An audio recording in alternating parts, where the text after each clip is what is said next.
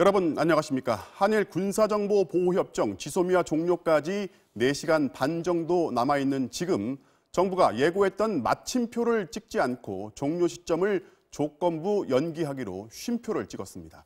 그야말로 숨가빴던 오늘 하루 잠시 후에 자세히 정리해드리고 먼저 MBC의 단독 보도로 오늘 뉴스 시작합니다. 문재인 대통령과 아베 일본 총리가 다음 달 정상회담을 갖는 것으로 확인됐습니다. 이 자리에서 한일 간 모든 현안을 터놓고 논의하기로 했습니다. 도쿄를 연결해서 자세히 들어보겠습니다. 자, 고현숙 특파원, 한일 정상이 다음 달 중에 회담을 갖기로 합의한 사실부터 전해주시죠.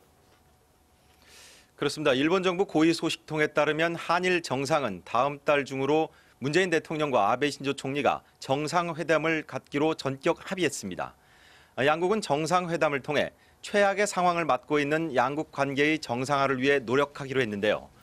반도체 소재를 포함한 일본의 수출 규제 문제, 한일 군사정보보호협정 지소미아 문제, 그리고 이런 갈등의 발단이 된 강제징용 판결 문제 등 한일 간 산적한 현안을 포괄적으로 논의하는 자리를 마련하기로 한 겁니다. 오늘 우리 정부의 지소미아 연장 발표는 이 같은 합의의 배경으로 이해할 수 있는데요.